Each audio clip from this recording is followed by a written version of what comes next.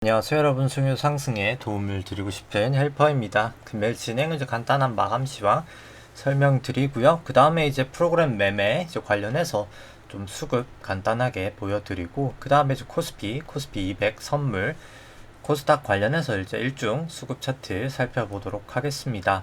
그 다음에 이제 코스피 관련해서 이제 6월 선물 만기 이후로 이제 현물하고 선물 수급 살펴보도록 하고요. 연초부터 이제 선물 수급 살펴보도록 하겠습니다.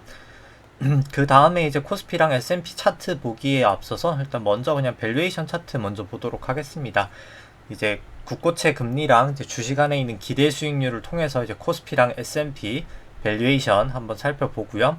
그 다음에 이제 통화량 지표인 M2를 통해서 S&P랑 이제 코스피 좀 밸류에이션 해보고, 그 다음에는 이제 우리나라 월 한국 수출액 데이터를 통해서 이제 시가총액을, 코스피 시가총액을 월 수출액을 나눈 지표랑 이제 연 수출액으로 나눈 지표를 통해서 밸류에이션 좀 해보도록 하고요.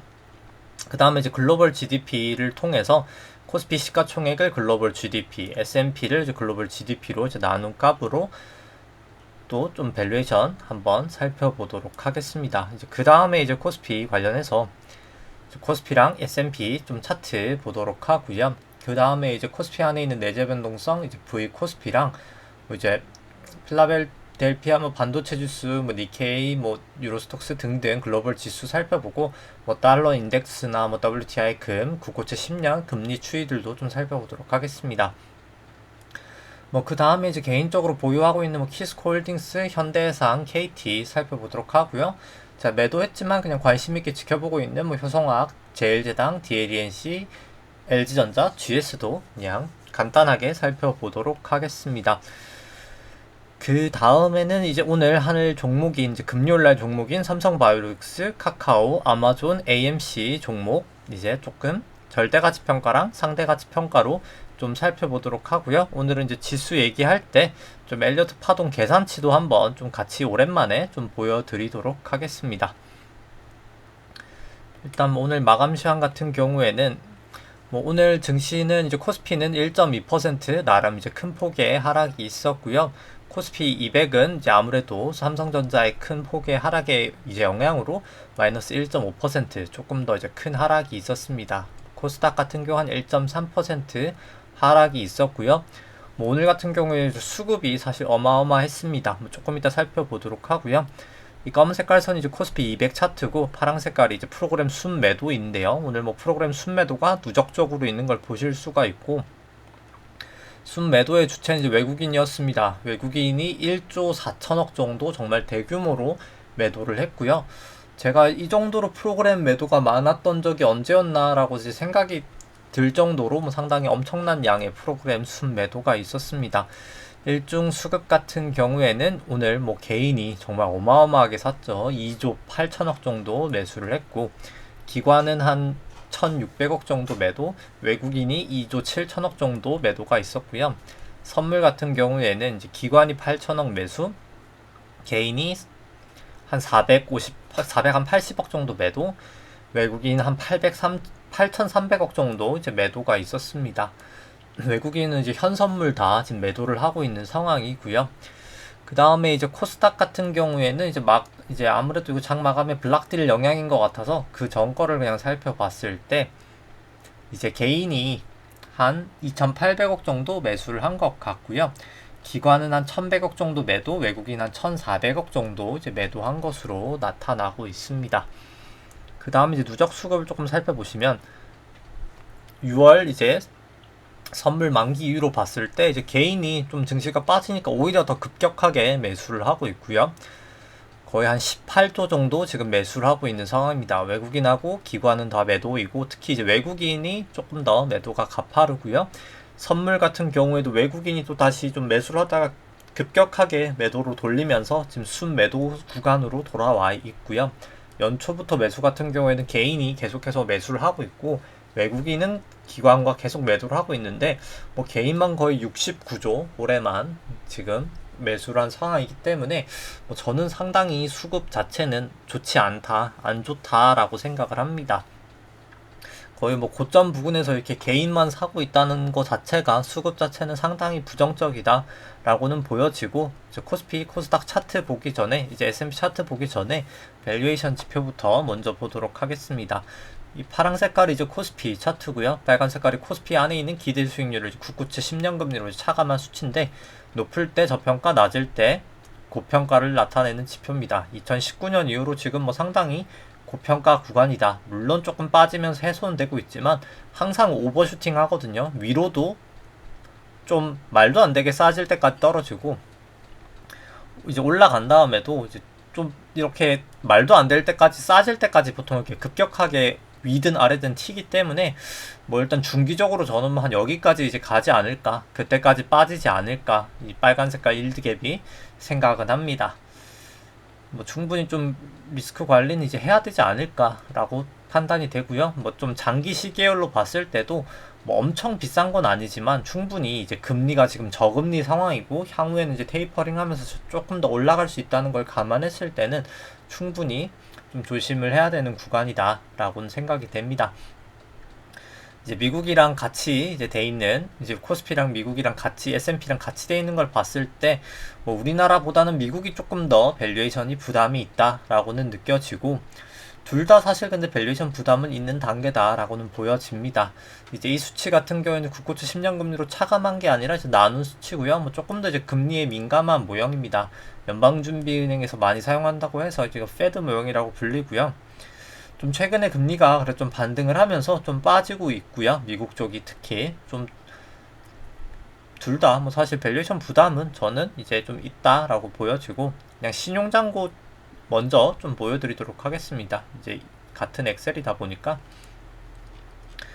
신용잔고 같은 경우에는 보시면은 코스피 일단 뭐 코스닥 합산 신용잔고 먼저 보시면은 24조 거의 25조까지 됐죠. 지금 뭐 사상 최고치를 또 지금 갱신을 했고요. 뭐 그렇기 때문에 상당히 뭐 좀 신용잔고도 많은 상황이다. 개인들이 이제 증시가 좀 빠지면은 올라간다, 결국은 올라간다라는 생각 때문에 이제 좀 대출까지 많이 해서 좀 투자를 하고 있다라고 보여지고, 뭐 충분히 좀 안 좋은 단계다라고는 보여집니다.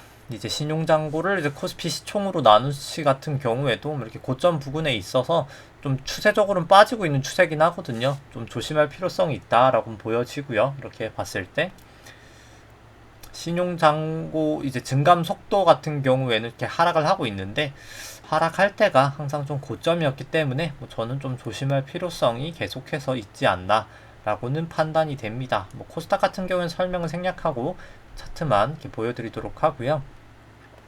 그 다음에 이제 뭐 S&P를 통화량 지표인 M2로 나눈 지표 같은 경우에는 뭐 높을 때 저평가, 높을 때 고평가, 이제 낮을 때 이거 같은 경우에는 저평가고요. 뭐 이거 같은 경우 이제 닷컴 버블 이후로 지금 사상 최고치기 때문에 미국 쪽은 충분히 밸류에이션 부담이 있다라고 보여지고, 한국 같은 경우도 뭐 최고치까지는 아니지만 충분히 높은 수치이기 때문에 통화량 대비해서도 충분히 이제 고평가다라고 보여집니다. 그 다음에 이제 뭐 매크로 지표로 같이 봤을 때, 뭐 수출액이랑 같이 봤을 때도 뭐 충분히 지금 뭐 월 수출액 많이 높아져 있는 상황임에도 불구하고 긴 시계열로 봤을 때 뭐 딱히 고점 부근 딱 넘어서 있는 상황이거든요. 지금 살짝 내려오긴 했지만 넘었다가 내려오는 상황이기 때문에 뭐 충분히 조심을 해야 될 상황이지 않나. 밸류에이션 부담이 충분히 있다. 이게 또 높을 때 여기도 고평가, 여긴 낮을 때가 저평가인데 뭐 충분히 밸류에이션 부담이 있는 상태다라고 뭐 두 지표 다 보여지고요. 글로벌 GDP 같은 경우로 한번 살펴봤을 때도 뭐 긴 시계열로 봤을 때 이제 우리나라 같은 경우 2008년도 이후, 2018년도 이후 사상 최고치기 때문에 상당히 밸류에이션 부담이 있는 구간이다 라고 보여지고, 미국 같은 경우는 닷컴 버블 이후로 사상 최고치기 때문에 역사상 최고치죠. 지금 충분히 여기를 봤을 때도 조심을 해야 될 필요성이 있는 레벨이다 라고는 다 느껴집니다. 뭐 밸류에이션 모든 지표로 다 사실 밸류에이션 부담은 있어 보인다 라고 생각이 되고요. 그 다음에 이제 차트를 봤을 때 뭐 코스피 같은 경우에 일단 먼저 파동부터 세어보면은 이제 여기가 닷컴 버블이 아니죠. 이제 코로나 이후로 1파, 엘리어트 파동으로 살펴봤을 때 2파, 여기가 3파, 4파이고 마지막 지금 5파를 가고 있다라고 느껴지는데, 아마 이제 여기가 1파, 2파, 3파, 4파, 5파거나 이렇게 5파거나 코스피 200을 봤을 때는 여기가 이제 최고점이거든요. 그래서 여기가 최고점에서 여기가 그냥 5파거나 여기가 5파거나 지금 둘 중 다 하나가 가능은 한데, 뭐 중요한 건 뭐 어떻게 보더라도 이제 이 정도 이제 하락하는 모습을, 추세가 이제 꺾이는 걸 봤으면은 일단 5파 고점은 좀 쳤을 확률이 매우 높지 않나라고 판단이 됩니다. 그래서 뭐 조금 이따 계산치는 조금 이따 설명드리고, 그 다음에 이제 일단 뭐 일목균형표 좀 추세를 보면은 뭐 오늘 어제 뭐 계속 요즘에 좀 빠지면서 음봉이 뭐 4연속 음봉이죠. 빠지면서 전환선 기준선 다 하락하고 있고, 기준선 방향 자체도 빠지고 있고, 9일 26일 후행 스팬 역전이 되고, 뭐 구름대까지 다 이탈했기 때문에 뭐 더 나빠질 게 없는 상황입니다. 물론 뭐 좀 약간 과매도 구간 근처로 가고 있지만, 뭐 중기적으로는 저는 더 빠진다라고 생각은 하고요. 볼린저 밴드 같은 경우는 이제 모였다가 살짝 이제 벌어지고 있는 상황이어서 충분히 조심 이렇게 타고 내려갈 가능성이기 때문에 조심할 필요성이 있다라고 보여집니다. 뭐 그나마 다행이라면 이 120일 이동평균선에서 조금 약간 지지를 보이긴 했는데, 뭐 결국에는 저는 조금 더 이제 이왕 이렇게까지 빠진 거 더 빠질 확률이 훨씬 더 높지 않나라고는 생각이 되고요. 뭐 구주봉으로 봤을 때도 이제 RSI 같은 경우에 좀 과매수 구간에서 조금 약간 이제 빠지는 모양새가 나타나고 있고, 3주봉으로 봤을 때도 MACD나 RSI 다 이제 위험 신호를 좀 보내고 있기 때문에 뭐 조심할 필요성이 있다라고 보여지고요. 주봉 같은 경우는 전환선 하회하고 9일도 역전이 됐고, 26일은 아직 역전되진 않았지만 볼린저 밴드 뭐 상당히 모여 있어서 이제 위든 밑이든 튈 수 있을 것 같은데, 뭐 특히나 이제 밑으로 튈 가능성이 좀 점점 더 높아지고 있지 않나라고 판단이 됩니다. 뭐 120분봉으로 봤을 때는 일단 뭐 과매도 구간이라서 뭐 이렇게 좀 기술적인 반등은 있을 수 있다라고 보여지는데, 뭐 결국 기술적 반등 이후에 다시 좀 빠질 확률이 높지 않을까라고 보여지고, 코스피 200 같은 경우는 뭐 더 심각합니다. 뭐 여기는 뭐 다 사실 뚫렸고요. 여기도 주봉으로 봤을 때도 뭐 여긴 기준선까지도 하락하면서 이제 26일 후행스팬까지도 역전이 됐기 때문에 더 안 좋은 상황입니다.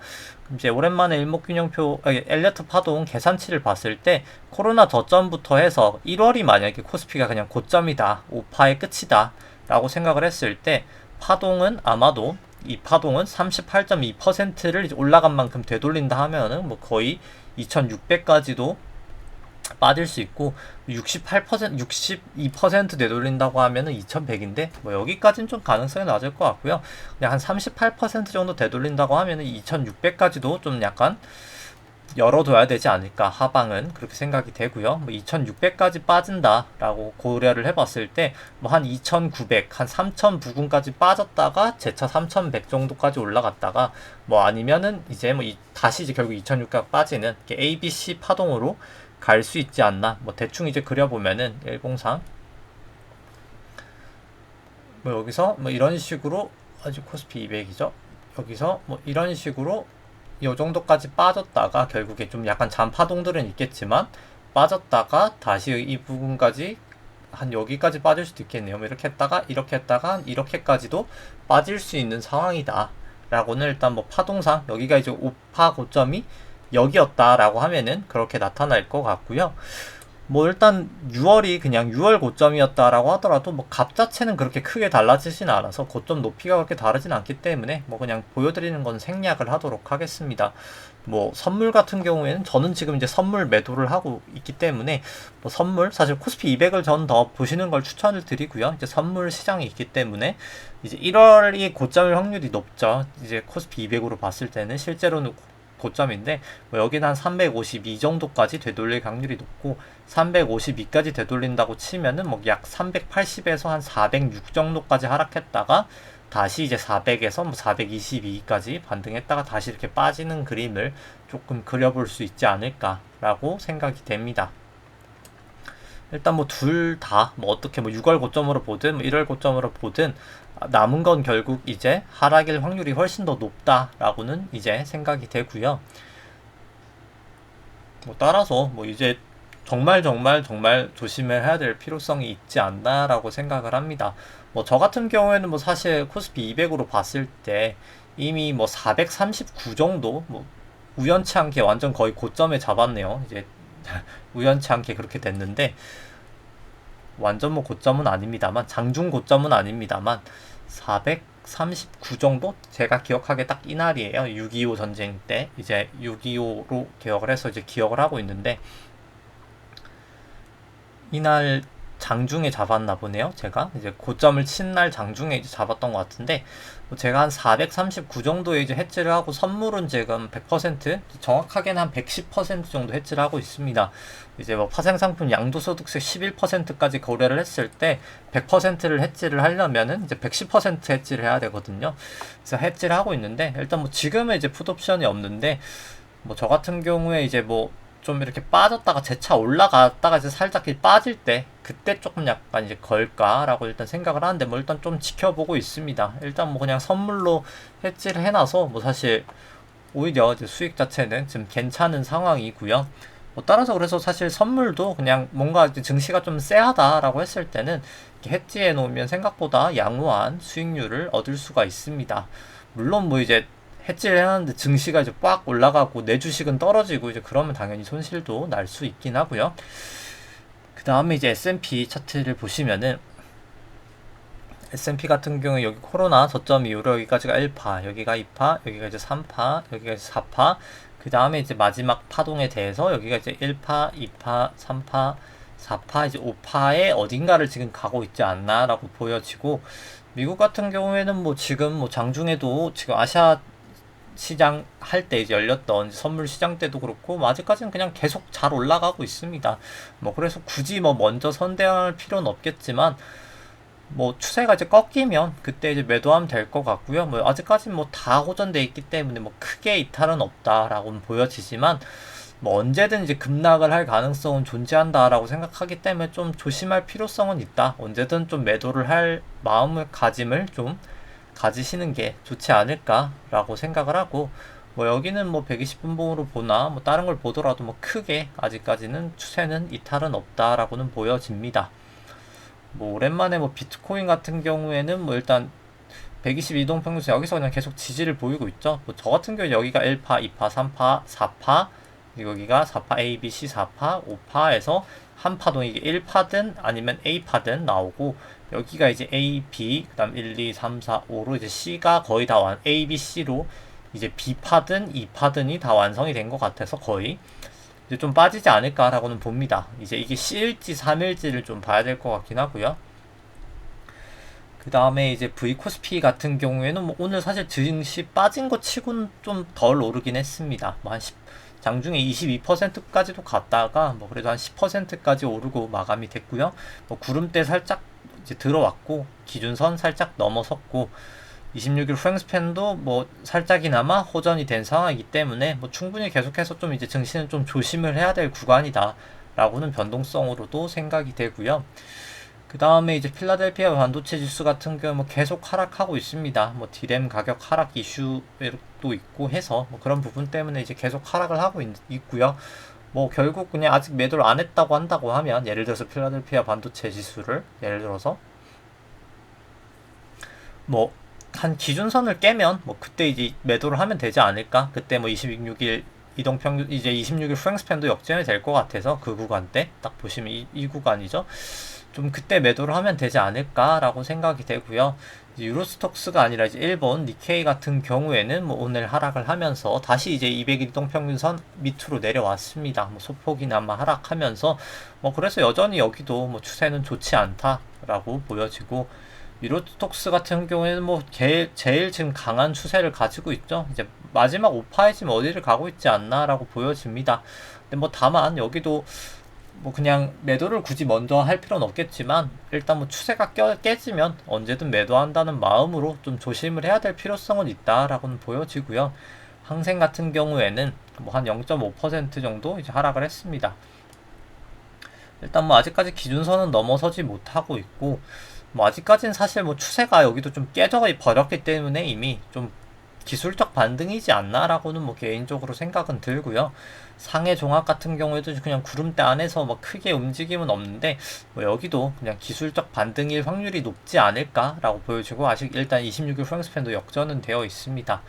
대만 뭐 각광 같은 경우도 오늘 뭐 나름 큰 폭으로 1.4% 정도 이제 하락이 있으면서 뭐 다 여기도 추세가 좀 좋지가 않죠. 다 역전됐기 때문에 뭐 여기도 여전히 여기도 좋지 않다라고 보여지고, 뭐 달러 인덱스 같은 경우에 조금 약간 완만하게 움직이고 있지만은 뭐 테이퍼링 이슈가 뭐 계속 좀 불거지고 있는 상황이기 때문에 뭐 저는 좀 약간 더 올라갈 수도 있지 않나라고는 보는데, 뭐 사실 뭐 달러를 그렇게 투자 많이 하시는 분들은 없겠죠. 뭐 그렇게 엄청난 양을 뭐 이렇게 달러로 투기를 한다기보다는 그냥 뭐 달러로 뭘 사시기 위해서 이제 뭐 해외 주식이든 뭐 여행을 가시기 위해서는 뭐 그 정도 금액일 거라고 생각은 하기 때문에 뭐 크게 뭐 사실 저도 자세히 그렇게까지 엄청 자세히 보진 않는데, 일단 뭐 좀 상승 추세로 갈 확률이 전 좀 있지 않나라고는 생각이 됩니다. 그냥 지금 추세로 봤을 때는 좀 그렇게 보여지고요. 달러 원 같은 경우에는 뭐 증시 요즘 외국인 매도세가 계속 거세다 보니까 뭐 계속해서 하염없이 잘 올라가고 있습니다. 뭐 여기도 일단 뭐 상방을 조금 더 열어놔야 될 것 같고, WTI 같은 경우에는 이제 뭐 구름대 거의 근처까지 왔는데 일단 기준선을 좀 더 빨리 넘어줘야 될 것 같은데, 뭐 아직까지는 추세가 뭐 그렇게까지 좋지는 않다라고는 보여지고요. 금 같은 경우도 뭐 거의 그냥 보합대 정도, 기준선 저항선 좀 저항을 받으면서 내려왔는데 뭐 특별하게 뭐 이슈는 없고, 그냥 이제 계속해서 그냥 실질금리에 좀 연동돼서 움직이고 있습니다. 실질금리가 뭐 개인적으로 저는 좀 올라간다고 봐서, 조금 실질금리에 올라가면 이제 금은 빠지기 때문에 빠졌다가 그 다음에 이제 지급준비금 풀리면서 금은 좀 올라가지 않을까라고 보고 있고요.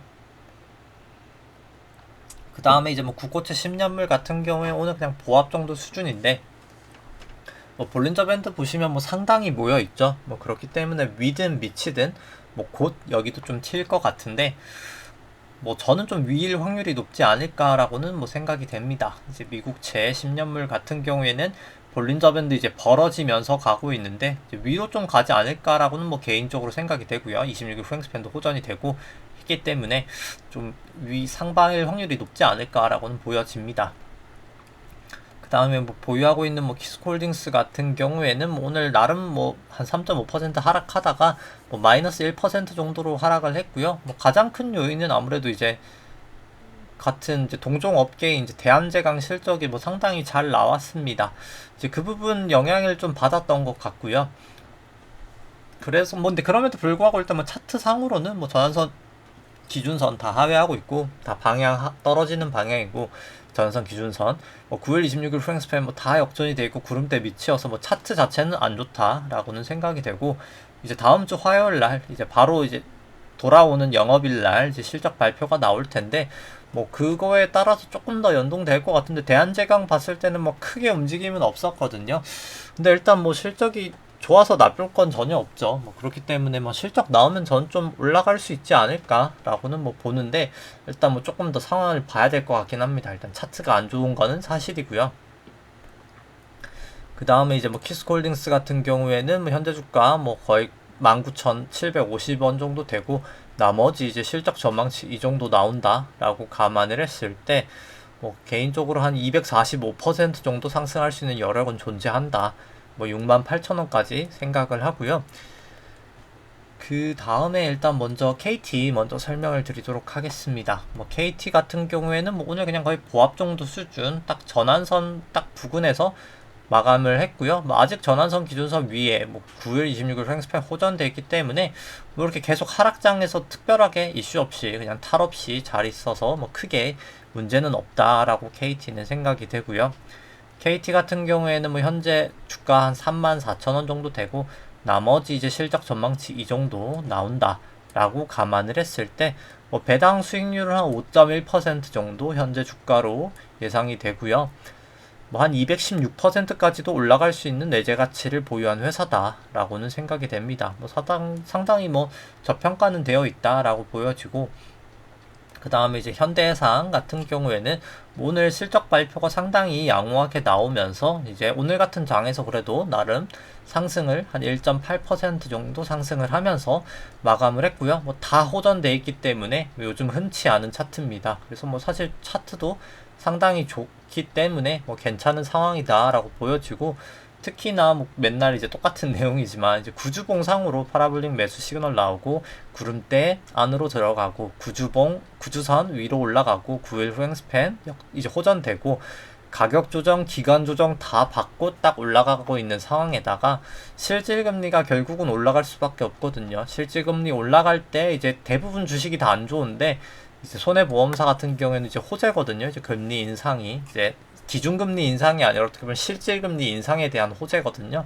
충분히 여러 가지 측면에서 뭐 자동차 보험 업계에 좀 약간 대형사 위주로 이제 개편되는 부분도 있고 뭐 여러 가지 사실 호재가 더 많기 때문에 좀 올라갈 수 있지 않을까 중기적으로 생각이 되고요. 그리고 이제 현대해상 같은 경우가 그냥 간단하게 뭐 제가 좀 이게 뭐죠 그게 좀 약간 뭐라고 맞아요 그 필터링 돌리면서 좀 하는 게 있는데 원래 금융사는 뭐 굳이 만들진 않았었는데 이게 좀 만들기가 더 솔직히 약간 좀 귀찮은 부분이 있어서 왜냐면 따로 데이터를 또 하나 끌어와야 되긴 하거든요. 이제 금융사 데이터는 따로 끌고 와야 돼가지고 뭐 제가 따로 굳이 하진 않았었는데 그냥 뭐 손해보험사 계속 지금 괜찮다라고 하는데 너무 데이터도 없이 좀 약간 설명드리면 약간 뭔가 신뢰가 없으니까 그냥 이제 림으로 그냥 이제 제가 필터링 거는 걸로 해서 그냥 단체로 한번 돌려봤습니다. 이제 ROE 같은 경우에는 그냥 평균 ROE다라고 생각을 하시면 될 것 같고요. 그러니까 제가 이제 개별적으로 직접적으로 한 게 아니라 이거 필터링이어서 조금 부정확할 수는 있습니다. 이제 개별적으로 하는 것도 일단 좀 만들고 있는데 뭐 다음 주 정도 되면 좀 보여드릴 수 있지 않을까라고 생각을 하고 일단 뭐 그냥 필터링을 하는 어떻게 보면 좀 약간 뭐라 해야 되나 공상품이라고 할까요? 이제 수제로 만든 건 아니고 공상품으로 봤을 때도 현대해상이 뭐 다른 손보사들에 비해서 뭐 생명사도 여기 들어가 있긴 한데 충분히 밸류에이션 매력은 있는 상황이다. 뭐 162% 정도까지 더 올라갈 수 있는 밸류에이션 메리트는 좀 있다라고는 보여집니다. 그렇게 보여지고요. 그 다음에는 뭐 보유하고 있는 거는 뭐 다 설명을 드린 것 같고 그 다음 이제 지금은 매도했지만 그래도 관심 있게 보고 있는 종목들 좀 살펴보면은 효성화학 같은 경우에는 뭐 어제 올라간 걸 다시 다 사실 내려가면서 다시 이제 구름대 밑으로 내려갔습니다. 9일, 26일 후행스팬 다 이제 역전이 되어 있고요. 뭐 그렇기 때문에 사실 그냥 올라갈 때도 바로 그냥 따라 올라가기보다는 일단 그냥 뭐 기준선이나 적어도 이제 구름대라도 조금 넘고 매수를 하는 게 조금 더 비싸게 사더라도 맞지 않을까라고는 생각이 되고요. 그 다음에 이제 효성화학 같은 경우에 현재 주가 한 35만원 정도 되고 나머지 이제 실적 전망치 이 정도 나온다라고 감안을 했을 때 밸류에이션은 상당히 좋은 회사다라고 생각을 합니다. 거의 100만원대까지도 갈 수 있는 내재 가치는 보유하고 있는 회사다라고 생각이 되고 그 다음에 이제 제일제당 같은 경우에는 구름대 부근에서 좀 약간 하단에서 지지는 좀 보이고 있긴 한데요. 이제 122동 평균선이랑 근데 그럼에도 불구하고 뭐 지금 다 역전이 거의 된 상황이죠. 26일 프랭스팬은 역전되진 않았지만 뭐 일단 볼린저 밴드를 약간 타고 내려가고 있는 형국이기 때문에 좀 조심할 필요성이 있지 않나. 지금 굳이 들어갈 필요는 없다라고는 생각이 되고 제일제당 같은 경우에 현재 주가 한 44만원 정도 되고 나머지 이제 실적 전망치 이 정도 나온다 라고 감안을 했을 때 뭐 그래도 한 59% 정도 상승 여력은 있는 종목이다 라고는 판단이 됩니다. 그 다음에 뭐 DLNC 같은 경우에도 일단 볼린저 밴드 타고 가면서 지금 빠지고 있고요. 뭐 다 역전이 됐기 때문에 여기도 뭐 좀 차트는 안 좋다 라고 생각이 되고 현재 주가 한 13만 7천원 정도 되고 실적 전망치 이 정도 나온다 라고 감안을 했을 때 그래도 한 181% 정도 상승 여력은 있다 라고 사실 생각이 됩니다. 여기도 상당히 저평가고 배당 감안했을 때 특히 우선주를 샀을 때는 배당 매력도 상당하다. 여기 곱하기 거의 2 정도로 하면 되기 때문에 거의 한 6% 나오거든요. 6%까지는 아니지만 뭐 상당히 배당 매력도 있다라고는 생각되는 종목입니다. 자사주 매입까지 포함해서요. 그 다음에 이제 LG전자 같은 경우에도 뭐 다 안 좋죠. 지금 차트가 뭐 다 깨진 상황이기 때문에 여기도 이제 볼린저 밴드 타고 내려갈 확률이 높아서 조심을 해야 될 것 같고 LG전자 같은 경우에 현재 주가 한 15만원 정도 되고 나머지 이제 전망치 이 정도 된다라고 감안을 했을 때 뭐 한 60% 정도 이제 상승 여력은 있다라고 보여집니다. 그 다음에 이제 뭐 GS 같은 경우에는 뭐 GS 같은 경우도 계속 그냥 볼린저 밴드 타고 가면서 내려가고 있고 뭐 다 역전이 되어 있습니다. 차트 같은 경우에는 아직까지는 여전히 부정적이다라고 보여지고, 다만 여기도 뭐 밸류에이션 봤을 때 현재 주가 한 42,000원 정도 되는데 실적 전망치 뭐 이 정도 나온다라고 감안을 했을 때 그래도 한 150% 상승 여력은 있기 때문에 뭐 밸류에이션 매력은 뭐 상당히 있는 종목이다 라고는 생각이 됩니다. 뭐 그 다음에는 이제 오늘 살펴볼 종목들 뭐 삼바, 카카오, 아마존, AMC 조금 살펴보도록 하겠습니다. 삼성바이오로직스 같은 경우에는 이제 채권 발행도 하는데요. 이제 8월 27일 수요 예측으로 해서 8월 4일 발행이었나? 아무튼 한 3천억 수요 예측해서 증액하면 한 5천억 정도 이제 발행을 하려고 하고 있습니다. 이제 4공장 건설하고 있죠. 지금 이제 작년 10월부터 뭐 그거 좀 건설 자금 용도다라고 하고 있고요. 현재 주가 한 98만 원 정도 되고 뭐 나머지 실적 전망치 한 이 정도 나온다라고 감안을 했을 때 뭐 실적 전망치는 상당히 높게 잡았습니다. 4공장 풀 캐파 돌리는 것까지도 다 감안을 했고요. 거의 5공장까지도 감안을 한 상황입니다. 그런 걸 다 감안을 했을 때도 뭐 저는 사실 밸류에이션 매력은 좀 많이 떨어진다라고는 생각을 합니다. 그러니까 이 주가가 뭐 조금 정당화 되려고 한다고 하면은 앞으로도 저는 이제 성장률을 4.5%라고 매우 높게 영구적으로 올라간다라고 감안을 했는데 뭐 6공장, 7공장, 8공장까지의 미래 가치를 훨씬 더 크게 많이 반영을 하면은 현재 주가가 좀 정당화 된다라고 생각을 하는데 뭐 저는 뭐 사실 굳이 밸류에이션 매력이 저 멀리 먼 미래까지 반영을 하면서까지 투자를 해야 될까? 왜냐면 엄청나게 당기순이익이 높게 나온다라고 감안을 했는데 그런 걸 감안을 하고 나서까지 조금 하기에는 좀 밸류에이션 부담은 좀 있지 않나라고는 뭐 저는 생각은 들고요. 그 다음에 이제 상대가치 평가로 봤을 때는 뭐 상대가치 평가로는 그렇게 크게 움직임은 없습니다. 그냥 계속 그냥 고평가인 상황에서 그냥 주가가 이게 그냥 성장을 하긴 하니까 그 부분 때문에 올라간 게 있었었는데 뭐 그래서 그냥 계속 고평가인 상태로 잘 가고 있다. 약간 셀트리온 같은 느낌이죠. 근데 물론 이제 계속 이렇게 그냥 고평가인 상태로 잘 가면은 뭐 또 크게는 상관이 없지만 뭐 굳이 언제 떨어질지 모르는 리스크를 안고 저는 뭐 갈 필요가 있나라고는 생각을 합니다. 뭐 조금 더 이제 저평가인 걸 그냥 사면 되기 때문에 뭐 생각은 저 뭐 개인적인 생각은 그렇고요.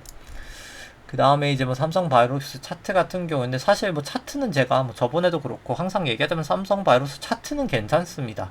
그래서 뭐 차트로 투자를 하신다라고 하기에는 뭐 충분히 뭐 지금 전환선 기준선 다 위에 있고 뭐 9일, 26일 프랭스팬 뭐 다 호전돼 있기 때문에 제가 여기서부터도 사실 차트만 봐서는 매수를 할 만하다라고 했던 것 같은데 뭐 충분히 차트만 봐서는 뭐 매수는 가능한 구간이다. 라고는 생각이 됩니다.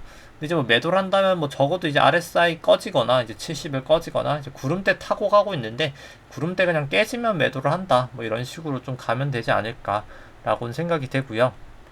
그 다음 뭐 카카오 같은 경우 현재 주가 14만 6천원 정도 되고 나머지 이제 실적 전망치 뭐 이렇게 다 잘 나온다 라고 감안을 했을 때 뭐 여기는 그래도 그냥 거의 적정하다 라고는 나옵니다. 카카오는 예상치대로만 성장을 하면 그래도 적정한 수준이다 라고는 밸류에이션 평가가 되고요. 상대가치 평가로 봤을 때는 뭐 다만 상당히 높은 레벨이다 라고 생각을 합니다. 워낙 주가가 많이 올랐기 때문에 과거 대비해서는 충분히 밸류에이션 부담은 있다 라고 생각이 되고요. 그 다음에 차트를 보시면은 뭐 카카오 같은 경우에는 다만 일단 뭐 전환선 기준선 다 하회하고 있고 26일 프랭스팬도 역전이 되어 있기 때문에 이제 볼린저 밴드 모여 있어서 사실 위든 미치든 튈 거라 생각을 하는데 좀 약간 밑으로 이제 튈 가능성이 높아지지 않았나, 다 역전이 돼 있는 상황이어서 좀 조심할 필요성은 있지 않나라고 생각이 됩니다. 뭐 굳이 이제 전환선을 상회하지 않는 이상 저는 좀 매수를 하는 건 좋지 않다라고는 뭐 개인적으로 생각이 되고요. 그 다음에 이제 아마존하고 AMC 살펴보도록 하겠습니다. 뭐 아마존 같은 경우에는 이제 좀 가이던스 되게 낮게 나오면서 실적도 그렇고 뭐 많이 빠졌었죠. 개파락을 했었습니다. 뭐 엄청나게 크게 그때 몇 %였죠?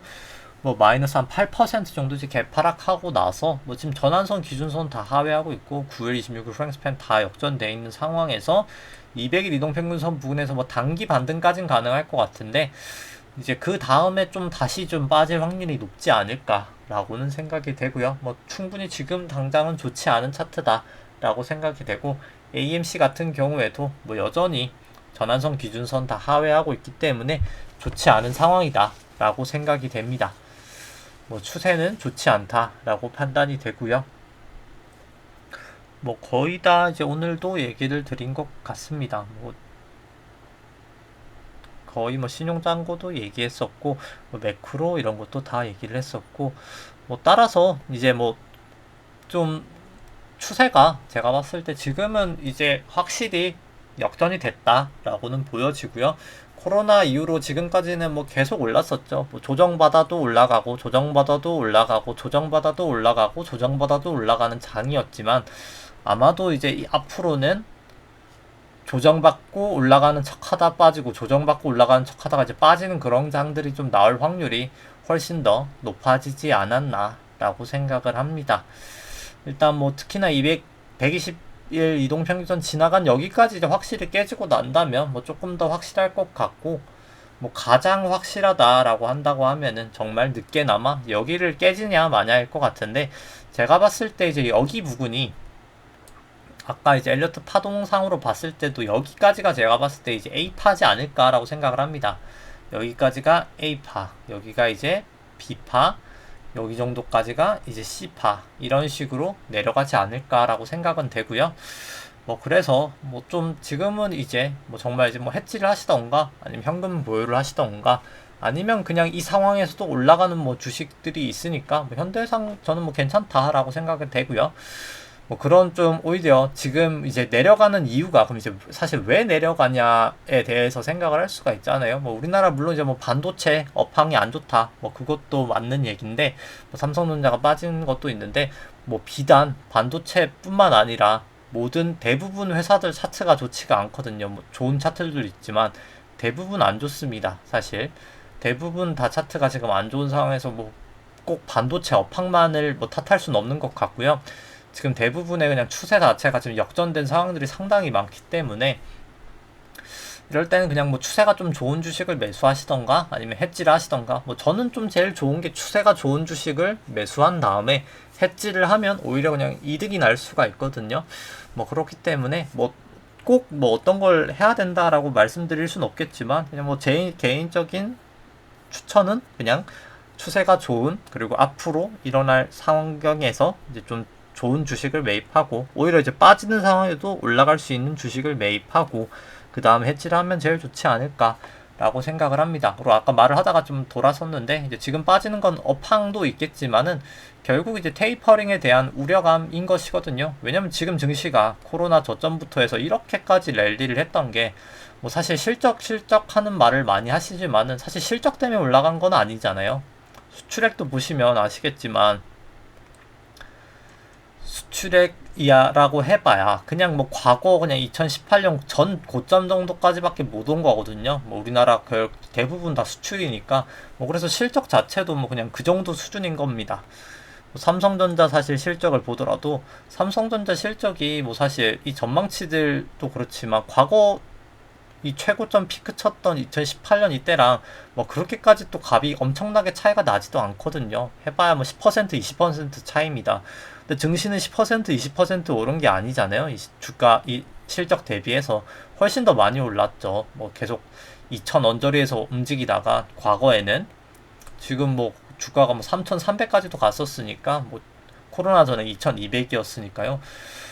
엄청나게 많이 올라간 게 단순하게 이게 실적 때문이다라고는 할 수가 없고 결국 그냥 돈 많이 풀려서 이제 화폐량 자체가 증가를 하면서 올라갔던 장이었는데 이제 그게 뒤틀리는 게 결국 이제 화폐 가치가 풀리면서 실질금리가 이제 빠졌던 것이고 그 실질금리가 올라간다는 것 자체가 이렇게 올라갔던 이유가 지금 사라진다는 것이거든요.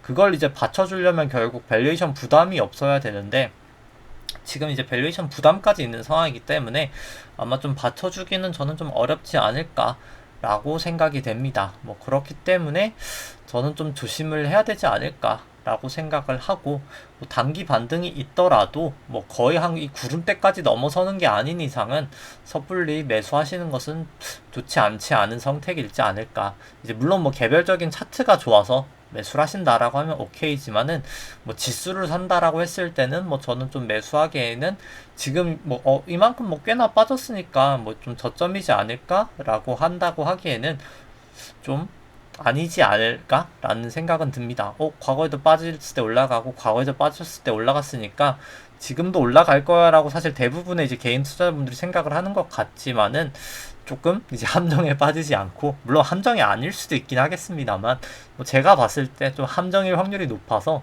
왜냐면 확률 싸움이잖아요. 결국 밸류에이션도 높고 수급도 안 좋고, 앞으로의 어떻게 보면 매크로 환경도 실질금리 환경이 안 좋은 상황에서 굳이 내가 내 소중한 돈을 롱에다가 올라간다에 베팅을 굳이 할 필요가 있을까요? 이제 워렌 버핏 선생님도 얘기하지만, 투자라는 건 결국 스트라이크 존에 오는 공만 치면 되거든요. 기관 투자자들이야 오는 공 족족 다 쳐야 됩니다. 왜냐면 뭐 일을 안 할 수는 없잖아요. 이제 그렇기 때문에 투자를 계속 해야 되지만, 개인 투자자의 그냥 좋은 투자 환경에서만 이렇게 양쪽 무제한 왕적 하나 땡큐 하고 이럴 때만 그냥 투자를 하면 되고, 뭐 환경이 굳이 안 좋을 때 굳이 이제 계속 참여를 할 필요는 없거든요. 뭐 저처럼 그냥 이제 해지를 하면서 참여를 할 수는 있겠지만, 뭐 굳이 그렇지 않은 상황에서는 뭐 굳이 지금 굳이 이 어려운 장에서 참여를 할 필요는 없다 라고 생각을 하면서, 이제 또 주말이 되는데 주말 잘 보내시고요. 이제 좋아요와 구독 눌러주시면 감사하겠습니다. 오늘 방송 여기까지 하도록 하겠습니다. 감사합니다. 이상입니다.